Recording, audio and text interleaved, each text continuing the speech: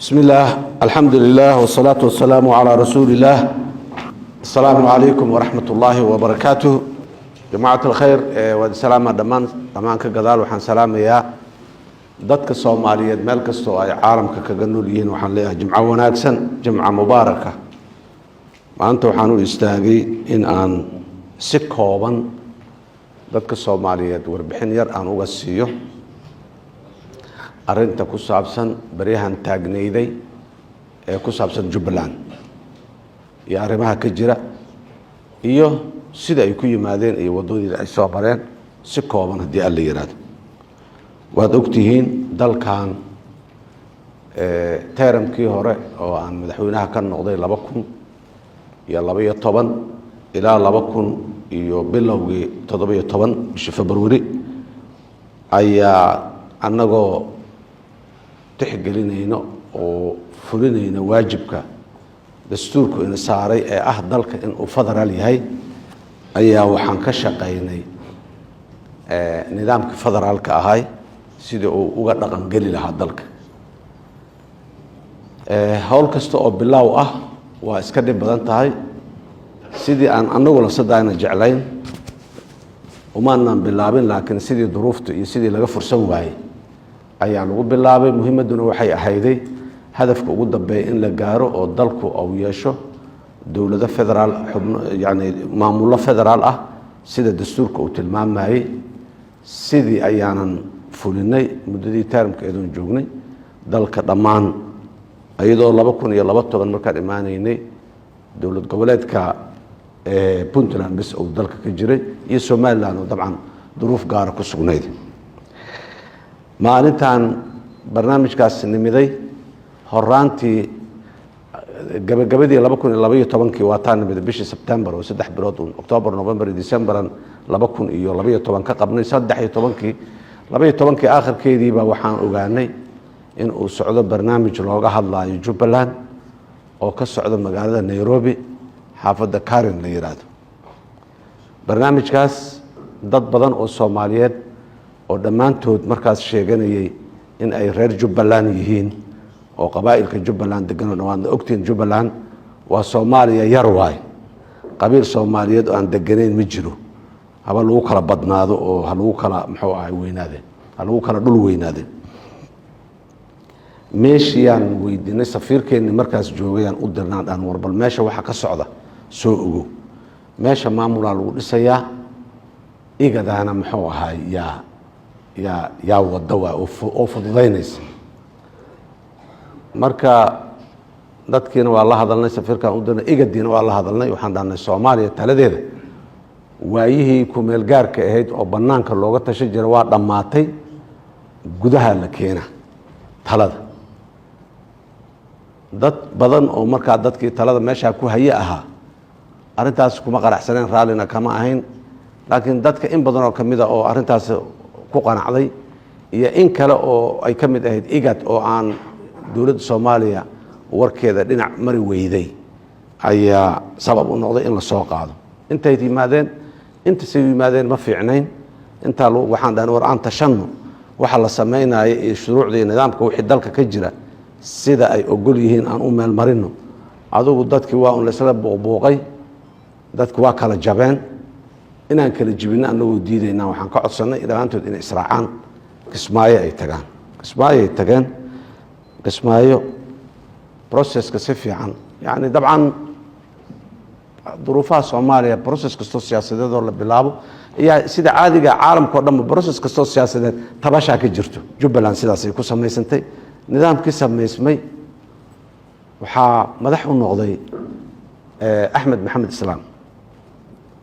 Axmed war wuxuu waa ka khaldan yihiin sidaan ha laga daayo yaan dhahnay doorashadu lacnay war meesha xoogaa doorashaha loo ekaysiyo oo xataa hadayna mid dhaba noqon karin dad kula tartama iyo waxa la sameeyay iyo waxba la yiri waxba uu muxuu ahay sidii la rabay aanan u dhicin inay noo yimaadaan waa diideen inaan u tagnana waa diideen waa daba kacnay waa dad badan u dir Soomaali u dir ajnabi u dir cid walba u dir waa ka quusan waa diideen markii dambe nimankii igadahan ugu soo noqdo waxay dhaheen haddaan idinla fududayna ka warramowa kumaanaan qanacsanayn laakiin huriwaaytay ahaydayo waddo kalaan weynay waa aqbalnay dibaddaan ku shirnay wafdiyaan dowladdu magacaawday iyo isaga axmed iyo tiimkiisii heshiisaa la soo gaaray siday wax u dhaceen iyo doorashadii meesha dhacday inaanay sax ahayn doorasho sharciyad leh oo madaxweyne lagu noqdana aanay ahayn ee la sameeyo muddo kumeel gaaroo lagu qabanqaabiyo doorashadii 2 sano kumeel gaaraha la sameeyo oo lagu qabanqaabiyo doorasho inay meesha ka dhacdo axmedna madaxweyne ma ihid hogaamiyaha hadda jooga meesha maadaama si ciidama iyo si maxuu ku raayay shabaabna uu arada dhibayay hogaamiyaha tahay hogaamiyaha Jubbaland 2 sano kumeel gaar ah doorasho in lagu qabto 2 sano gudaheed maamulka Jubbaland sidaa lagu dhiso markii dad badan oo si loo wada galgalay runtii waa isbedelay waa soo degay inuu dawladdiisa wax la qabsado sharciyadu ay dawladda ka soo jirto uu ku qancay waan ka gan heshiiska aan galnay waa qoran yahay wuu yaalaa waxyaabaha ku qoran waxaa ka mid ah 2 sano kumeel gaar ah doorashada lagu gaarsiinayo deegaanka waxaa ka mid ah magaciisu inuu hogaamiye yahay oo aanu madaxweyne ahayn waxaa ka mid ahayd dekadda iyo airportka dawladda federaalka ah inay leedahay oo ay ayadu maamulayso iyo wax la mid ah muddo markaan joognay oo axmed yimiday markii dab isfahamnay oo noo yimiday oo annaga xagga aan tagnay oo isu soconay markii dab codsi noola yimiday wuxuu meesha dakhli ma leh dekadda in la siiyaa rabaa oo aan ka dhigano nolol magaalada Kismaayo kaligeedaan nahay meelo kale wax nagama soo galaan dekadda hana la siiyo dekadaan u ogolaanaa dhaan airportkan hal igu daro ayadana qaadan dhah dakhligana markaa perspective-ka laga hadlay sidaas ayaa airportka iyo dekadda yaan ugu wareejinay aan u siinaa dhahnay magacaabo dadkaaga samayso wixii ka soo baxana qaado ku noolow waxyaabaha aan ku negotiate garaynay oo aan uga tagnay berigaas waxaa ka mid ahayday lacagta qaada adiga laakiin maamulka dawladda dhexe haynayso waxa meesha yaa lacag leh waayo wax kaloo la maamulaya ma jiraan waana isku qabqabsanaynaa khilaafna waa ka imaanayaaye ha naloo daayo dhah waa u daynay maadaama dekadihii kaleba markaa aanaan dawladda federaalka gacanta ugu jirin maraa la wada baadi goobi doonaa lasoo noqon doonaaye ayagana ha loo daayo Jubbaland sidaasaa ugu daynay sidaasay ku soo dhammaatay taarumkii dambaa yimiday doorashaa la qabtay axmed waa la doortay baarlamaankii la sameeyey dacwaa laga qabay kan dacwaa laga qabay annaguna waktigeeni dowlad goboleedyadii kalaan sameynaynaan dhisaynay dacwo iyo buuq iyo wax kaloo hadda hor le kamaanaan bixin doorashadii la qabtayna waa ku aqbalnay sidaasay Jubbaland ku jirsatay tii labaad oo 19 dhacdana waad ogeydeen iyo sidii ay u dhacday midda hadda waa isku nimiday annaga daraasaan sameynay dawladda federaalka dhexe haddaan nahay 5 dawlad goboleed ee dalka ka jirta ahi midba waqti gooni ah waa ogtihiin dastuuradooda ma midaysnaa xilliyadooda ma midaysnaa structurekooda ma midaysnaa laakiin de wixii oo dhan maadaama ay ku meel gaar wada yihiin inaan 2022 dacwad doorasho dawlad goboleed aan bilowno oo 2023 mid kale aan dawlad goboleed kale aan la galno oo 2024 mid kale aan la galno oo 2025 aan mid kale la galno yaa noo soo baxda sawir ah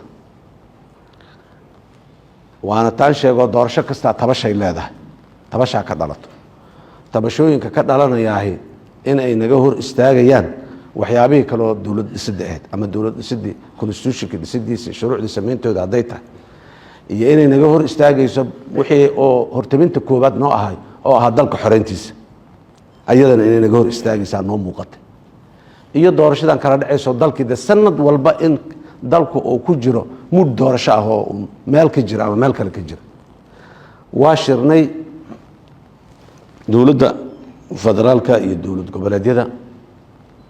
waxaan isla garanay doorashada in la mideeyo hal mar ma wada midayn karna inaan dowladaha hoose iyo dowlad goboleedyadooda inaan midayno oon mid ka dhigno dowladda federaalka teedana aan mar kale ka dhigno maybe markaas hadday suurtagal tahay ilaahay yiraahdo termka dambe in la wada mideeyo adduunyada doorashooyinku waa midaysan yihiin 10 saacadood oo hal maalin ama 12 saacadood oo hal maalin ah doorashada dhan ku dhacdaa munishibiyo dowladaha hoose hadday tahay degmo hadday tahay dowlad goboleed hadday tahay iyo hay-adaheeda kala duwan oo dhan subaxii hal saac doorasho bilaabato oo maqribkii ama 5 galabnimo ama 6 galabnimo dhamaata lagu doortaa sanaaduuqa la saddex dhinac dhigaa kala kalar ah warqado kala kalar ah lagu kala ridaa waa ku dhamaata adduunyada dhamaa sida ku codayso malaayiin dad ah ay codaynayaan meeshaas higsiga aan gaari doonay ahayd laakiin hadda bal termkan aan laba qaybood aan ka dhigno kuwana aan midayno taasna aan mar kale ka dhigno political understanding isfaham siyaasadeed oo looga dan leeyahay intaasay ahayd ma ahayn isfaham siyaasadeed oo qolo ama lagu dhiirigelinayo ama lagu waxaynayo waanad ogtihiin doorashooyinkii dowlad goboleedyada ugu dambeeyay soo maray mid aanan dhiig ku daadan oo aan la isku dilin ma jirin siday sababtu waxay doontaa ha ahaato intaasna ahayd intaan ka cararayna marka sidaas daraaddeed waqti aan qabanay aan dhahnay doorashadii oo midaysan waqtigaasaa la qabanaa November 2024 baarlamaanku fasax galay ciid iyo ramadaan iyo xaj iyo adduunyada soo kala gashay duruufo kale oo yimiday shuruucdii loo baahnaayo doorashada lagu qaban lahaa noo qabsoomi weyday yani walaxaan markaas dowladda federaalka iyo dowlad goboleedyada iyo sutagooda NCC da awood ka baxsan oo ayagu waxaanay awood u lahayn ayay noqotay sidaas ayaa dib u dhici oo noogu yimiday dib aan u shirnay waxaan garanay inaanan tii ka tanasulin ee aan ku darno marka guud ahaan sawirka dalka iyo dowlad goboleedyada iyo sidaasuu ahaa Jubbaland markaan usoo noqdo marka Jubbaland Axmed waqtigiisii mar hore u dhacay Axmed laba teeramoo doorasho iyo dhowr laba sano oo ku meel gaar ahayday iyo sanad kale oo ka sii horeeyay soo maray 13 sano ayuu meesha joogay isaga oo teeramkiisii dhacay ayuu constitutionka inta tago furay oo dhaatay constitutionka laba teerma ku qoran Jubbaland lagu heshiiyay bilowgii laba teer madaxweynaha in la doorto oo la dooran karo tii 2019 oo buuqa ka jirayna nimankii mucaaradka ahaayo la tartamayo Kismaayo joogay heshiis oo la galay Axmed teeramkii ugu dambeeyay waa laga leexdo teeramkan kadib sharaxi maayo ayadana heshiis labaad ah constitutionka furay isaga oo muddadii annagu aan sameynay aan dhahnay waxbaan ku gaaraynaa oo mandate-kii ugu dhacayday ay soo ku jira la xajeclay waxaan hayday dalkan mar forever indirect election kan direct election kan doorashada dadban ee weligeed ah jamhuuriyaddan saddexaad sidii loo aasaasay ilaa hadda doorasho dadban aan ku jirna 24 sano sanadkii 25aada yaa noo dhal raba goor baan ka bixinaa doorasho dadban maalin maalmaha kamida oo Soomaali kulligeed talaabo siyaasadeed oo la qaaday ay caleemo u wada luleysay miyaa jirtay Djibouti 1 iyo Djibouti 2 ka soo bilow ilaa maxaan ku yiraahdaa xamar wixii mugaan u soo rarnay ka keen waa mid aan sheegayo doorasho mugay timaado tabasha jiraysa mar walba qolaa tabasha qabto arta qolaa tabasha qabtay imbagaati qolaa tabasha qabtay 2012 inta mugay suuqyada qolaa tabasha qabtay maana walba qolaa tabasha qabto waana dhaqanka ay sunnada doorasho ay leedahay waa meel kasta joogtay sidaas daraadeed 13 sano ayaa uu Axmed Jubbaland joogay teeram kale xaq uma lahayn dastuurka waa furiyay dagaalka maanaan gelin dastuurka maxaa u furtay mar walba waxaan diidaynay meeshaas aan u soconno wixii caqabad ku noqon kara ama ciriiri kara oo dhan wax loo midaysan yahay mar walba in la wada riixo oo qof tanasulaad laga sameeyo wixii la waxaynayo annagoo mar walba jecel dadka in la isku haayo oo barnaamijka Soomaali heshiisana wadna ku fikirayna wadnay waxaan rabaa maanta Jubbaland bas aan ka hadlayaa Puntland ama wixii kale siyaasad oo jira maalin kale aan ka hadli doona 10 shir ay NCCD yeelatay 10 shir oo dhan waxa looga hadlayay waxay ahayday dawlad dhisidda shir kasta oo la yeesho laba warqadood ka soo bixisay warqad communique ah oo dadweynaha lagu gaarsiinayay wixii jiray iyo warqad heshiis siyaasadeed ah oo la wada saxiixay madaxweynaha dowladda goboleedyada saxiixeen dowladda federaalkana ay saxiixday gobolka Banaadir uu saxiixay yaa ka soo bixisay taas oo ay ku caddahay waxa lagu heshiiyey waxaas oo loo rarayo ama loo rari doono dastuurka inay ku soo baxaan ilaa dastuurku waa heshiis siyaasadeed golahaasna waxaan arkaynay dastuurkeena ku qoran tahay wixii contentious issues ama arrimaha oo adag ee siyaasadda dowladda federaalka iyo dowlad goboleedyada ka soo heshiinayo markay ka soo heshiiyaan baarlamaanka federaalka la geeynayaa baarlamaanka federaalka go'aanka ka dambeystaan iska leh arrinta qaab dhismeedka amniga dalka ayaan ka soo heshiinay garsoorka federaalka ah ayaan ka soo heshiinay maamulka iyo maareynta maaliyadda dalka ayaan ka soo heshiinay awoodda dowladda dhexe iyo awoodda dowlad goboleedku sida ay kala noqonayso yaa laga soo heshiiyo oo intaanu awoodoodna dowlad goboleedka iska leh intaana dowladda dhexe iska leh intaana meel dhexe taalaayo waa laga wada hadlayaaye qolo gooni go'aan uga gaari karta male waa soo kala dhigdhignay waa laga soo heshiiyey iyo wax badan oo la mid ah mid walbana sidaas warqadaas ay heshiiska ay ku tiilay dadkan waa loo sheegay dadku ridi ficil ama maxuu ahay ka badan kama ayan imaanin arrimahaas oo dhan markii loo yimiday siyaasadda markaas ayaa sheekada iyo dooda iyo warka uu bilowday mushkiladda Soomaaliya inay siyaasad tahay ayayna daliil u tahay markii la yiri dalku saan u ekaanaya xukunkiisa meesha hoose meesha dhexe meesha sare saddexda lakab ee dowladda xukunkoodu saan u ekaanaya saanuna ku imaanaya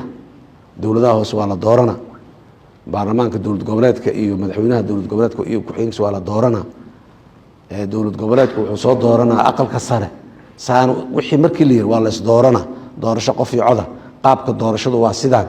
xisbiyadu waa sidaan dalka ka jiri doono xisbiyadu siday ku imaanayaan waa sidaan meeshaas ay ka bilaabatay qannada horta buuqa iyo wada hadalka iyo waxa meesha ka bilowdeen waana wax la fahmi karo waay laana siyaasadda waa masiirkii ummadda waa masiirkii deegaanada waa masiirkii qofka waxa go'aanka ay ka gaarayso oo la habeynay marka dadku in ay jimbadaan muxuu ahaay wax oo qulayso ama muxuu ahaay qaab daran ma aanu soo noqdo Jubbaland intaas oo dhan waa ku soo ballan shirki tobanaad oo hadda isugu imaanayna ajanda weyn oo siyaasadeed ma oolin shirkaas dambe oo tobanaad waxa loo qabto waxay ahayd consensuska iyo wada ogolka inta la xoojiyo baarlamaankana in fariimo iyo loo diro lagana shaqeeyo lalana hadlo loona muujiyo waxaan baarlamaanka la hor keenay wax dadka intiisa badan ay ku soo heshiiyeen mas'uuliyiintooda intooda badan inay yihiin intaas ugu muhiimsaneed 2 bilood Axmed aan sugaynay bilna shirka naga qaato 3 bilood intaas ku jirtay maalintii shirka aan sugu nimaday saaxiibkeen Axmed wuxuu keenay ra'yi ah suurtagal ma ahane aan kala qaadno dalka doorashadii dadbaneed ayada sahlan doorashadii dadbaneed hal geliyo asagoo cudurdaar ka dhigtay mandate-ka naga dhamaaday November mandate-ka ku akaay isma weydiin saaxiibkeen mandate-ka November ku akaay awl intuu ka yimid heshiis golahaas uu gaaray oo ahay heshiis golahaas uu gaaray maamuladii iyo dadka ku noolaynay aanay in badan oo kamid ah aanay aad uga cabanin oo ay nagu aqbaleen kuwa aan maslaxado oo ku dhaadhicno barino iyo kuwa kaleba saasuu ku yimid awalba heshiiska November waxaan dhahay heshiiska awalba anaga keenay maslaxadaana u keenay shakhsi iyo koox iyo meel gaar u maanaan keenin haddana wixii waa naga waxeen aan waxaan ka wada shaqeyna aan dhammaystirno safarkan yaanan qabyaynin oon dhammaystirno maalintii waa looga codbatay dadkii oo dhan maa muxuu ahay sida la noqday waan xanuunsanahay idinlama joogi karo dhahay bartamihii shirka soo maray uu naga tegay maalintii dambe uu yimid maalintii dambe ajende kaloo la imaaday wuxuu dhahay guddiga doorashada hala kala qaado fiid iyo sid ha laga dhigo siidna ha loo daayo fiidkuna dowladda federaalka ha yeelato fiidka dowladda federaalkana doorashada nationalka ha qabto laakiin midaan kale fiid iyo siid waa tiirarkii doorasho dadban ay lahayd waa sideedaba marka waa u sheegno dhaqankeena Soomaaliga waa laga meel kale inay wax ka jiraan laakiin annaga Soomaali haddaan nahay doorasho mugay timaado waxaan baranoo naqinay waxay doorashadii dadbaneedna tiirarkeedu sidaas ay ahaayeen dadkii oo dhan isla qabsaday wixii yaa laga dooday wixii yaa maxaan ku raadayay aad loo dooday waa qanci weyne anaa gooni ula shiray aniga ra'iisul wasaaraha gooni ula shirnay ra'iisul wasaaraha inta baxay gurigiisa ugu tagay oo kula soo shiray madaxweynayaasha meesha joogayaan u dirnay oo u tagay oo gurigiisa ugu tagay oo gooni ula soo shiray maalintii dambana anagoo joogno bal waa isku soo noqonaynaa isku joogno shirkuna noo furan yahay ayuu iska baxay waa baxaya hal ii sheeg waa wacay waxaan Axmedow maxaa u baxay waa baxaya uu yiri anigu waan xanuunsanahay hawlna waa iga kala daadsan tahay kan waa kii kala waa ra'yigeygana aniga waa diibay oo ra'yi iguma dhinna bas waxaan dhahnaa ma waliba meeshaas waa habeenkii waa baxaya mugaan maqalnaa iswarwarsanay in arrintan tanaasul laga muujiyo yaan ku ballanay waxaan dhahnaa Axmed noo joog saacado ilaa 6 saac noo joog shirka waa xirina waa loo kala tagay dadka Soomaaliyeed si aanay u message fariin khaldan si aanay u gaarin qadiyadan isku haysano doorashada shirka dabaan geysanaynay oo isugu imaan doonne kan waa gunaanadeena qodobo kala noo yaalo la dagaalanka argagixisada dib u heshiis wax qodobo kala jiro oo laga hadlay kuwaasaan sii deynayna hadda heshiis cusub oo siyaasadeedna awalba ma jirin shirkan marka 3 saacadood joog midday 6 saac hadii la gaaro diyaaradaada qaado shirkuna waa xirina waa diiday waa tagay Axmed markuu tagay meesha waa wacnay waa daba kacnay waxaan dhahnay aan ku nimaado aan warkii iyo doodii aan sii wado waa naga diiday waxaan dhahnay horta adigu bal niyo wixii haddaa iska kala dadejiso bal noo soo noqo nimankaan xataa waa ku sugayaan sooma noqon karo dhahay annagoo dhan macal ragga kale oo madaxweynayaasha ah iyo NCC oo dhan oo guurayso aan soo guurno oo aan kismaayo kugu nimaado maya hadda waa mashquulan ahay oo iguma imaan karo dhahay haye walba muddo qaaday goormaa noo soo noqonay anaga waa kala tegina aan ballanno Axmedaa waqtigaa imaanaya ee aan isku soo noqonno aan dhahnay ayadana waa diiday waqti waa waayay bal dib aan iska soo wici doonaa waa is arki doonaa waxayn doonaa war u kaadi war aan wada hadalna doorashada iyo waxa aad la ordayso noogu kaadi war guddiga aad dhisaysa iyo dadka waxaad u sheegayso jooji aan isu nimaado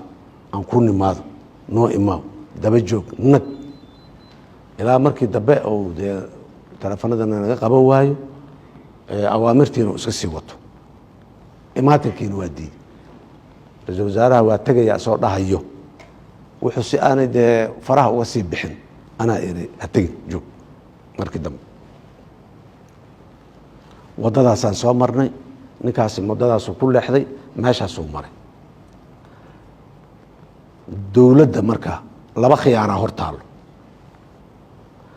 Axmedaa barnaamijkii doorasho qof iyo coda in la gaaro iyo constitutionkii la review gareynayay ee afar jabtaroo ka mid oo lasoo dhaafay ayn doorashadan iyo nidaamka xisbiyada iyo waxaana jabtarada la sharciyeeyey oo la ansixiyey oo baarlamaanku u codeeyey ayay ku yaalaan haddii waxaan ka bedelno waa inaan dastuurka horta u noqonnaa oo wax ka soo bedelnaa haddii aan marka labada khiyaaroon hor yaal waxay ahayd inaan waxaan intaan iska dhaafno doorashadii dadbanayd aan u noqonno oo aan dhahno qof iyo cod meeshii ku dhammaatay oo markaan dhinac walba ka rogna ay noo muuqatay haddii go-aankaas la qaato inay adkaan doonto mar dambe in qof iyo codaa loo soo istaagaya waa markii labaad ayadoo dastuurka ku qoran tahay 24 sano aan sorry aan dhaho laba sanadka hadda kii 14 umanayna dastuurkii 2012 la ansixiyay ee ku meel gaarida noogu bixin maanta aan haysano ee ku meel gaarka lafsidiisa ah ayay ku qoran tahay doorasho qof iyo cod charterkii ka horreeyay waa ku qoran qof iyo cod doorasho inay tahay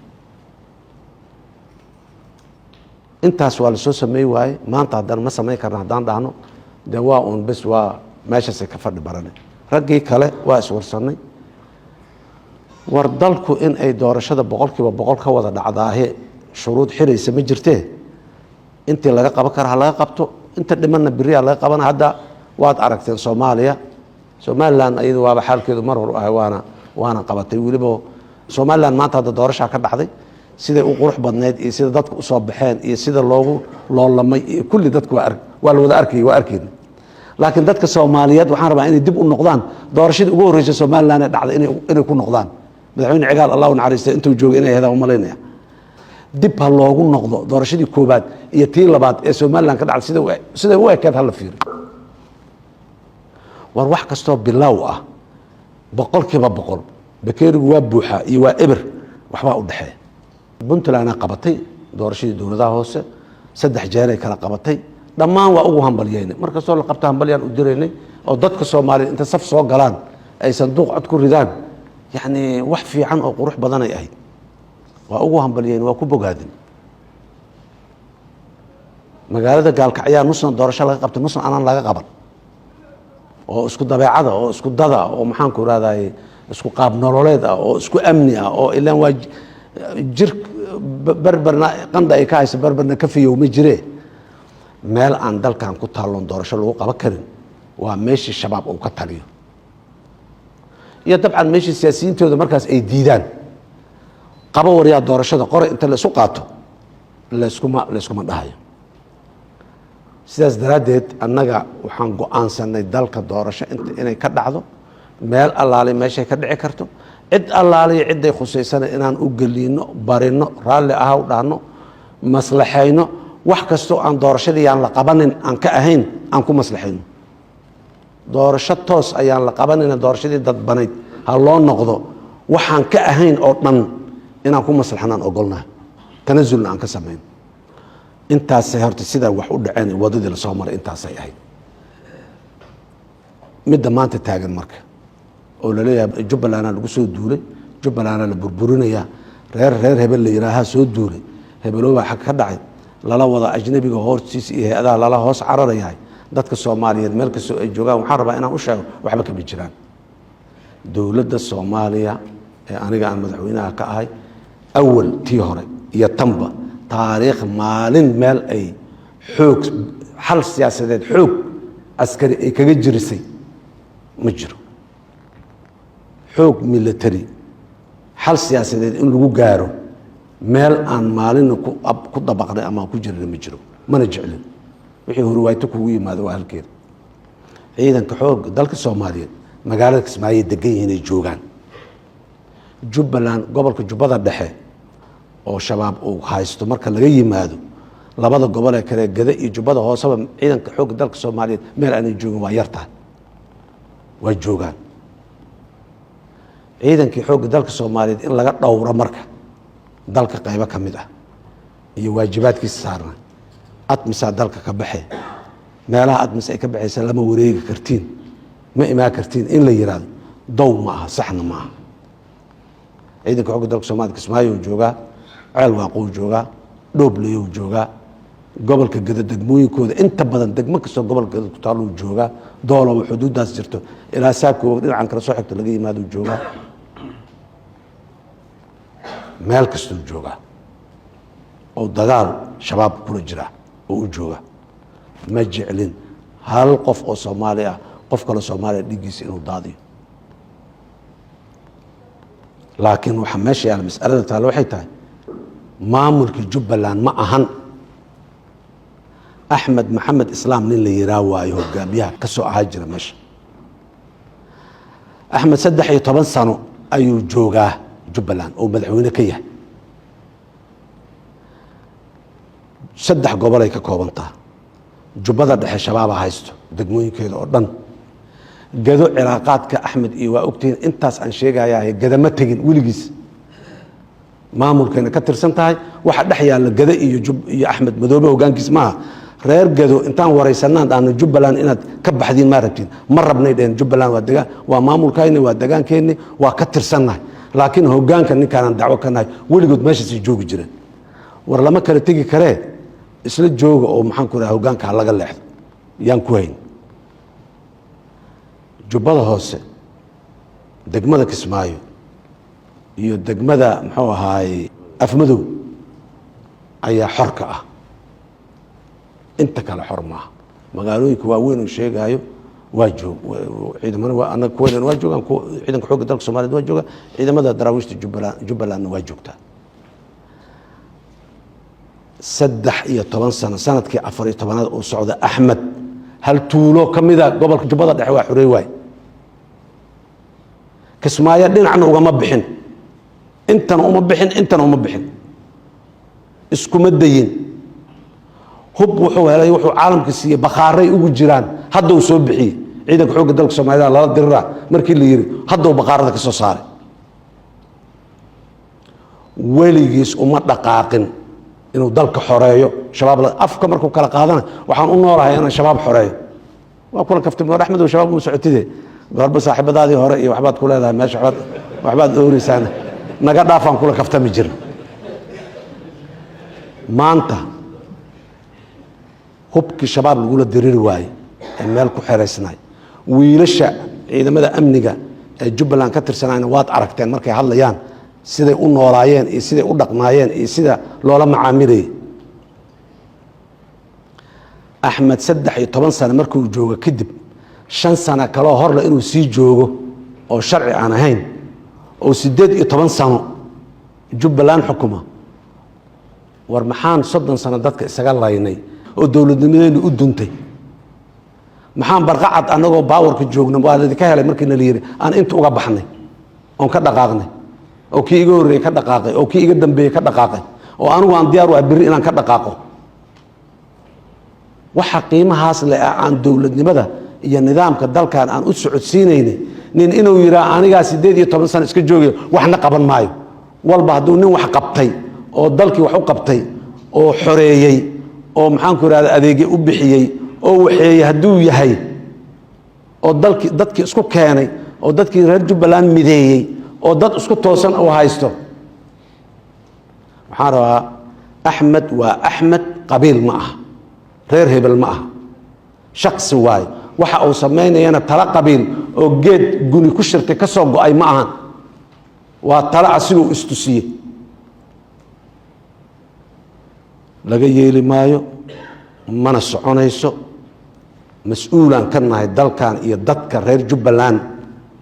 dadkan u dhaaran oo mas'uulka ka nahay kamid yihiin colaad iyo xumaan lama rabno laakiin reer Jubbaland waxaan u sheegaynaa Axmed xusuusta wadadii la soo maray dib u eega wax qabadkiisii fiiriya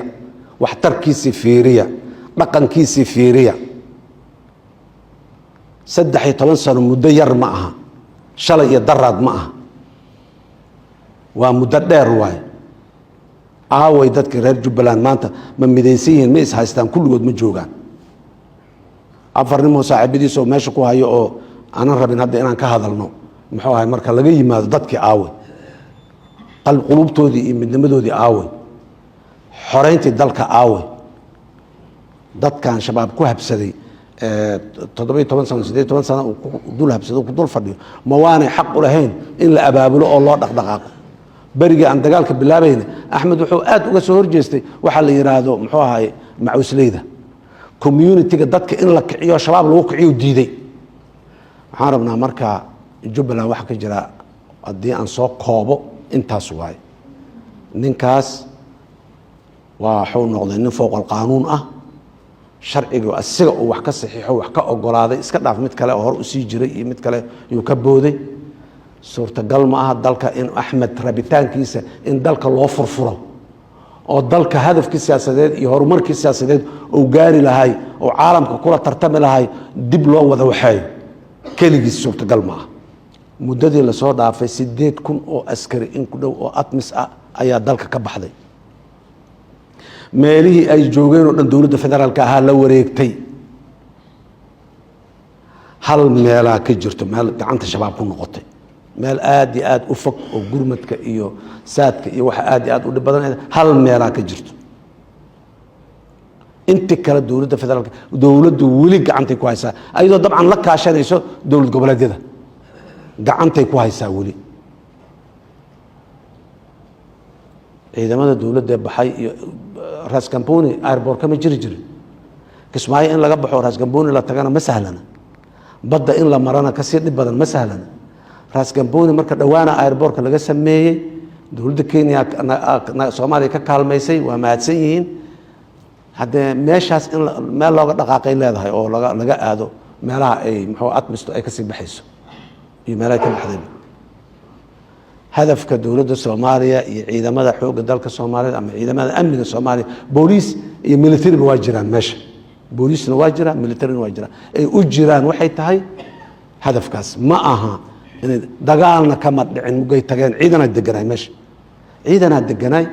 markay ciidamadii tageen meesha oo la isu sheegay maxaa u socoteen saana u socon leeyahay ciidankay ka mid noqdeen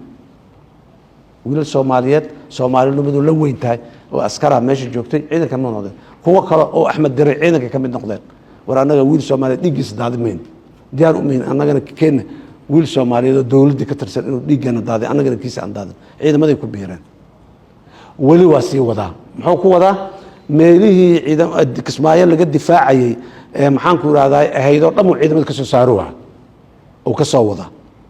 maanta Axmed dowladda Soomaaliya iyo shabaab dowladda Soomaaliya oo xumaata u darnaatay Axmed 18 sano meesha inuu joogo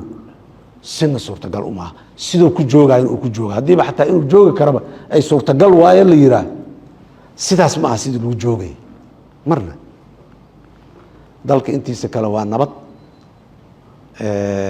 dowladaha hoose doorasho ugu soo horeyso waa qabanaynaa ilaahay idankiis ka bacdina muxuu ahaa wali mar walba saacadaas la joogo iyo maalintii oo noogu dambeysay inta ka dhaxle gogasha wada hadalka waa furan tahay in la wada hadlaa mar kasta waa furan tahay waxaan diyaar u nahay meel kasto inala tagtay inaan tagno wada hadal noo imaada hadina la yiraa inaan u tagno hadii kale annaga noo imaada dhahayna in loo yimaado meel hebel aan soo nimaada in la yiraa dalka maanta maalintii xamar kaliya la tagi karay ama xamar iyo garow bas la tagi kara maahane meelo badan oo dalka kamid ah la tagi karaa oo lagu shiri karaa laakiin dibadda inaan ku soo shirno ilaahay waa naga hayay hadda ka bacdin in ilaahay naga hayo ayaan ilaahay ka baryeena tala Soomaaliyeed banaanka loo qaado tala siyaasadeed iyo heshiis siyaasadeed iska daay dib u eegista dastuurka iyo dib u eegista magaciisa yaan diidnay in dibadda loo qaado haddana tala siyaasadeed in dibadda loo qaado raalli ka meen laakiin dalkan gudihiisa aniga geedkaas quraca oo meesha ku yaalaan fadhiya qofkii yira inaan ugu tagno anaga diyaar u ah si nabad iyo isfaham iyo walaaltinimadii maxaa aan wada leeyno u darana loo gaaro dawladuna nooga hana qaado dadka Soomaaliyeed meel kastoo ay joogaan mar kale waxaan horeyna waa u ballan qaadnay haddana aan ku sii adkaynayna dalku doorasho qof iyo codow aada loo diyaar garoobo